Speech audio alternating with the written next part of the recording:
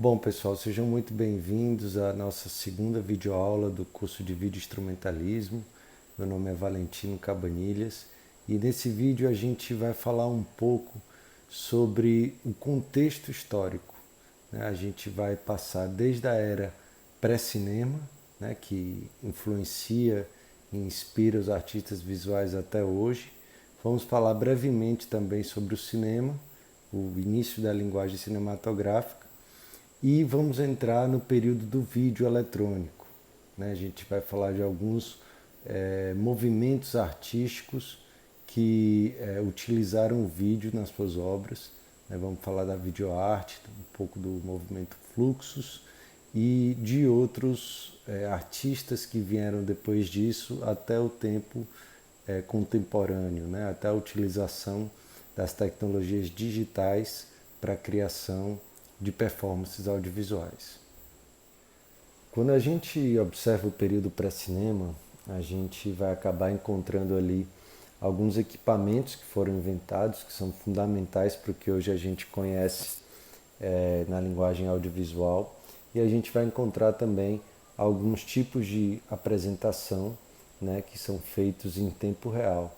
Eu queria destacar aqui um deles, que é o teatro de marionetes, né, que é feito na ilha de Java, uma das ilhas ali da Indonésia, onde artistas, né, manipulam os bonecos, músicos também fazem a composição sonora, tudo em tempo real. É muito famosa pela elaboração, né, dos seus bonecos, são feitas todas artesanalmente, né, mas são muito sofisticados, né, tanto os bonecos como os cenários também. E o tipo de música ali que é tocado, né, que faz esse trabalho de ampliar, né, dar uma maior dramaticidade à narrativa, também é muito singular.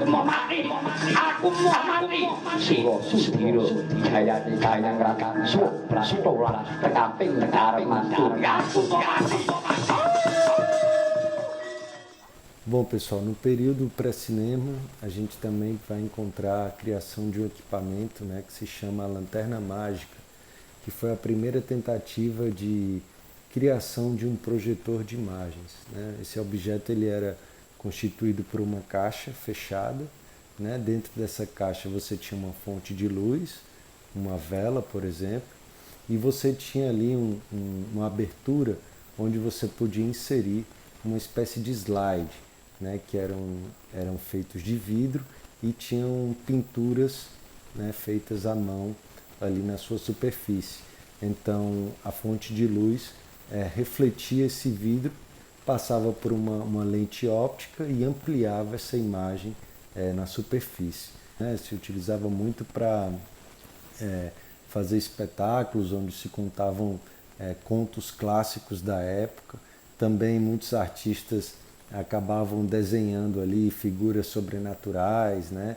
Faziam os shows que chamavam fantasmagorias, né? Bom, isso foi muito famoso. Tem um aspecto meio parecido também com o teatro de sombras, com o teatro de marionetes, né? E posteriormente foi se criado também um mecanismo, uma espécie de disco rotativo, né, inserido, né, nessa lanterna mágica, onde você poderia ali sequenciar alguns slides, né? E aí também nessa tentativa já de buscar uma ideia de movimento também para essas imagens, né? A lanterna mágica ela foi fundamental, né, para o que hoje a gente conhece o audiovisual, para a criação do cinema também, né? E isso foi muito antes da criação da fotografia. Outro instrumento pré-cinema que vale ser mencionado aqui é o aparelho Zoetrope, né? O Zoetrope ele é um aparelho de animação, né, que ele exibe ali uma sequência de desenhos que a uma determinada velocidade ele simula o movimento. São movimentos curtos, né, uma animação simples, é um loop contínuo, repetitivo, né, e influenciou, né, totalmente a criação do cinema também.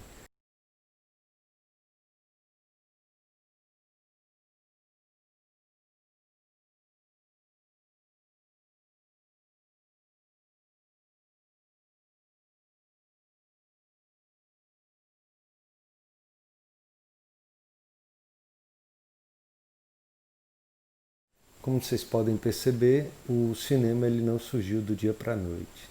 A intenção de reproduzir imagens em movimento sempre acompanhou a humanidade, né? O imaginário da humanidade, né? O imaginário dos inventores, desde o caso do teatro das sombras, o teatro de marionetes, né? A invenção da lanterna mágica, o zootrope, uma série de outros aparelhos ópticos também, né? E claro, a invenção da fotografia. Tudo isso contribuiu, né, para que no ano de 1895 dois irmãos franceses, né, apresentassem para um público com mais de uma pessoa, um público pagante, né, dois filmes, né, dois curtos filmes, que é a saída dos funcionários da fábrica e a chegada do trem à estação.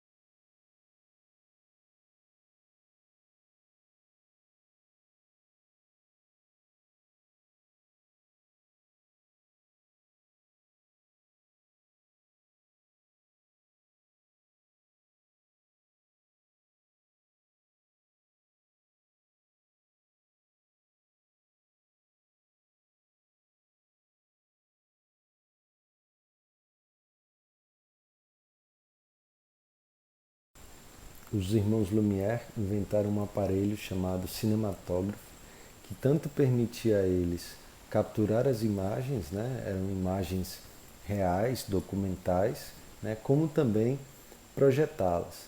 Né. Do outro lado do Atlântico, nos Estados Unidos, Thomas Edison havia ali inventado o cinetoscópio, porém ele não tinha essa capacidade de projetar para um público coletivo. Né? Eram pequenas caixas ali com um local para você colocar os seus olhos e ali você tinha como enxergar uma projeção interna. Né? Então você botava uma moedinha nessa caixa e ali você conseguia assistir a curtos tiras de filme, né?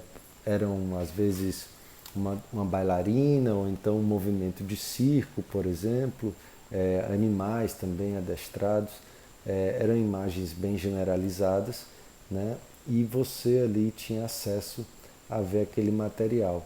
Muito diferente do equipamento dos irmãos Lumière, que inclusive era considerado muito mais sofisticado. Thomas Edison chegou inclusive a desenvolver uma série de mecanismos, né, para divulgar ali sua invenção. Thomas Edison era dono de uma empresa, né, detentora de várias patentes de invenções, e ele enxergou ali uma oportunidade, né, para ganhar muito dinheiro. Ele disponibilizava essas caixas, né, em vários locais. Então ali você podia ver de tudo. Após a criação do cinema, né, da imagem em movimento, a gente vai ver que essas imagens elas são absorvidas e exibidas nos espaços chamados vaudevilles, né? Esses espaços eram muito conhecidos nos Estados Unidos e no Canadá, eram espaços de entretenimento frequentado por operários, né, pela classe trabalhadora da época, e ali naquele lugar eles tinham acesso a vários tipos de entretenimento. Então, desde apresentações circenses, bailarinas, né, e todo tipo de variedade que existia na época de entretenimento. E eles tinham também, eles absorveram essa ideia do cinema e lá eles projetavam esses pequenos trechos de filmes, né, comédias, né, coisas bem teatrais, né, que eram filmados. O cinema ainda não tinha a sua linguagem desenvolvida, a linguagem do corte, a linguagem, enfim. Então eram filmes bem simples, mas que serviam ali para compor aquele espaço, aquele cenário, né, que era tomado pela farra, né, havia ali muitos homens, era muito frequentado por homens, né, trabalhadores da época, e havia ali também uma série de relações, prostituição, né, era um ambiente bem divertido de estar. Né? E esses espaços eram os primeiros ali da época a popularizar a imagem em movimento. Vou dar um salto a partir de agora, quero ir para a década de 20, não vou falar tanto sobre o desenvolvimento da linguagem cinematográfica ali de 1900 até a década de 20. Quero falar um pouco sobre como a projeção de imagens começou a ser utilizada em diálogo com outras linguagens artísticas, né? E isso se deu principalmente no teatro, a partir das obras do teatro épico.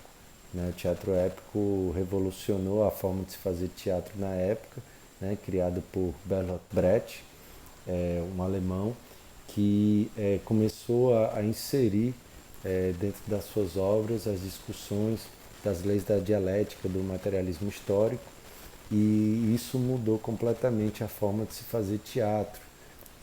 Ele buscava nas suas peças discutir as novas relações sociais que haviam se criado após a Revolução Industrial.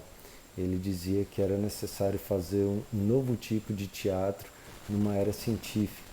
Né? E dentro da sua companhia, junto a ele, havia um diretor chamado Erwin Piscator, e esse diretor ele foi um dos primeiros a utilizar a projeção como cenografia para suas peças teatrais. Né? Isso na época foi uma mudança, uma revolução muito grande nessa parte de desenho de projeção, e serviu de influência para muitos outros artistas posteriores, tanto diretores de teatro como cenógrafos e arquitetos, para desenvolver trabalhos utilizando o recurso da luz, né, e da imagem como fonte principal dos seus cenários. Bom, nesse mesmo contexto do teatro e da cenografia, a gente encontra o trabalho do cenógrafo Joseph Svobodas, né? É um cenógrafo que ficou muito famoso pela forma como ele utilizava a projeção para compor a cenografia das peças que ele era convidado para executar. Né? O Svobodas ele não só utilizava a questão do filme, da projeção do filme, como também ele pensava novos materiais, né, novos tipos de superfícies para receber essa projeção e como compor aquele ambiente dentro desse diálogo, né, com as peças, né, de teatro, com as peças, os espetáculos de dança. Crucial, né, para o desenvolvimento da projeção, o desenho de projeção para espetáculos como a gente conhece hoje. Ele foi um grande revolucionário. To znamená být architekt, nebo být sochař, nebo být malíř. A v tom oboru být mistr, to znamená ovládat a naučit se metodu práce. To znamená pochopit, co to je materiál malířský, jak si to musím stavět, co je to socha, jak se musím stavět a pochopit to myšlení v tom materiálu. A jestliže tohle pochopí, tak může dělat potom cokoliv. Může dělat scenografii, může dělat cokoliv ten architekt. Proč? Protože má k tomu. Em 1951, o primeiro gravador de videotape captura imagens ao vivo de uma câmera de televisão. Ele converte esses impulsos elétricos e registra, salva a informação numa fita magnética. Permite que artistas passem agora a explorar e experimentar outras capacidades artísticas que o vídeo pode oferecer. O artista sul-coreano Nam June Paik interage com elétrons de um televisor a partir do uso de um ímã, distorcendo essa imagem. Ali ele cria a obra TV Magnet. Nam June Paik é considerado o fundador do movimento da videoarte. Paik utilizava não só o vídeo, como também utilizava os televisores em suas obras. muitas vezes criando esculturas a partir dos mesmos. Mistakes. Very often you have this stage of a TV set at home. You know, when vertical thing break down, it becomes like that, and you call repairman. You know, and I brought actually this TV set to gallery, and it got broken, and only one on this shape was not interesting. I said, oh, I would not show. Then I said, oh, maybe I turn around here like that, and then I put title Zen for TV, you know. So that's it, and it became the best piece. Ele fazia parte de um movimento de arte neodadaísta conhecido como Fluxus. O Fluxus foi um movimento de arte libertário. Utilizava formas diferentes, como a música, a literatura e, claro, as artes visuais. Eles se proclamavam como um movimento da anti-arte. A gente tem também a Lilian Schwartz, Stina e Woody Vasuka, foram personagens, foram artistas muito importantes também na época que ajudaram a desenvolver vários efeitos, várias formas de trabalhar o vídeo dentro do movimento da videoarte. Outro movimento também, outro grupo muito importante de ressaltar, que fazia muito sucesso nos anos 70, eram as performances que aconteciam durante shows de rock, performances psicodélicas que acompanhavam várias bandas, The Who, por exemplo, que era o Joshua Light Show. Fez muito sucesso e ficou muito marcado também por muitos anos essas apresentações. Como eu falei no primeiro vídeo, durante esse período, né, no cenário da música com os DJs, várias técnicas, né, e efeitos em performances começaram a se desenvolver, o próprio turntablismo, o sampling, o remix, e isso começou a influenciar vários artistas visuais também, que com o surgimento de novas ferramentas, né, começaram a buscar técnicas similares, utilizando o vídeo para isso. Bom, dos anos 90 para os anos 2000, a gente vai ver ali uma transição dos equipamentos analógicos para as tecnologias digitais.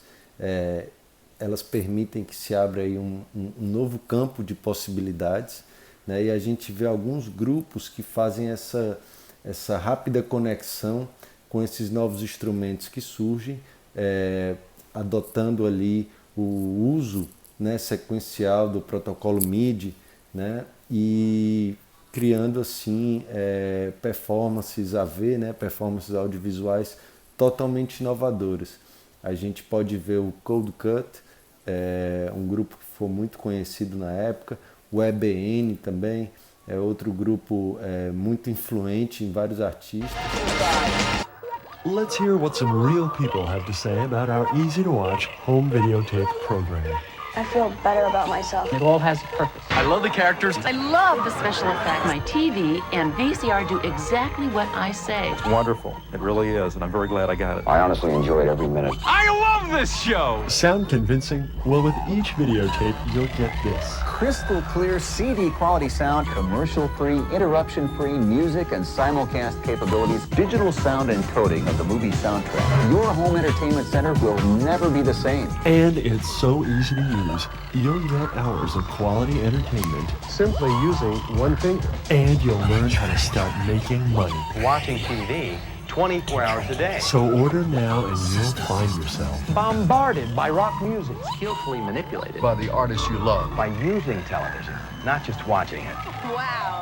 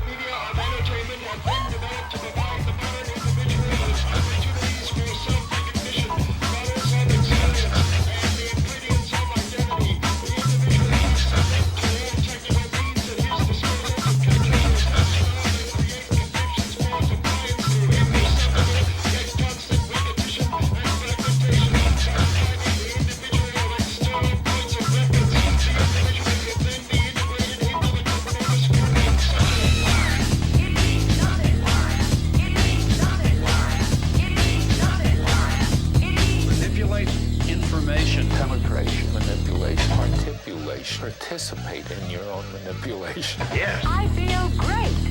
You can too. That really feels good.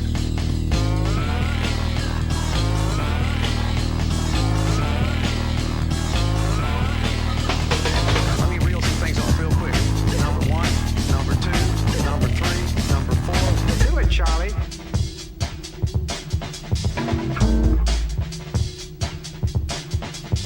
Do it, Charlie. Do it, Charlie.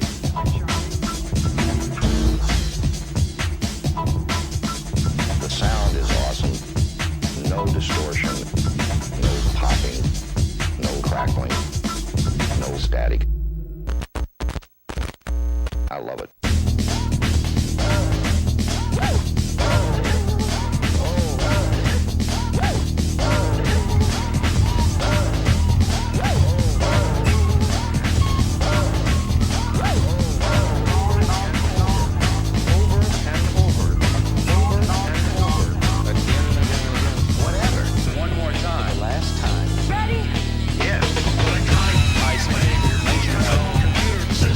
Electronic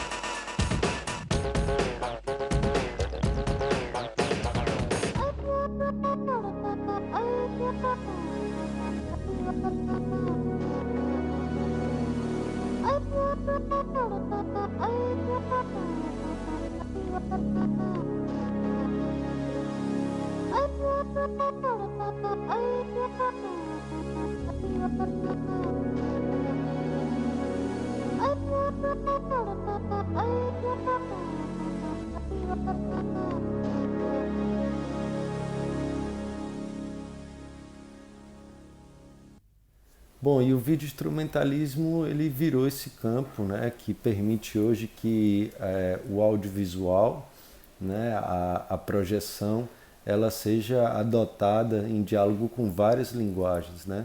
A gente vai sempre encontrar hoje nos shows, né, nas próprias festas noturnas, nos clubes, a realização de mixagem de vídeo, a gente vai ter também acesso a cinema ao vivo, né? Também outra técnica que ficou muito popular nos últimos anos foi o videomapping, mas vale até fazer um vídeo exclusivo para falar do videomapping. E bom, a gente tem também as instalações interativas, né? Utilizando aí sensores, recursos digitais para que o público possa interagir no movimento, né, ou que a imagem reaja a essa interação com o público. Então, assim, hoje o campo do vídeo instrumentalismo é muito vasto e tem se ficado cada vez mais popular. É sempre comum hoje encontrar ali a projeção de imagens, o LED, né, o próprio VR hoje também já virou uma realidade. Artistas têm utilizado essa ideia da imersão virtual, né, para trabalhar outras maneiras de interação, né, com imagem. Então é isso, o campo do vídeo instrumentalismo ele cresce a cada dia surge aí novas tecnologias que permitem os artistas estarem inovando cada vez mais.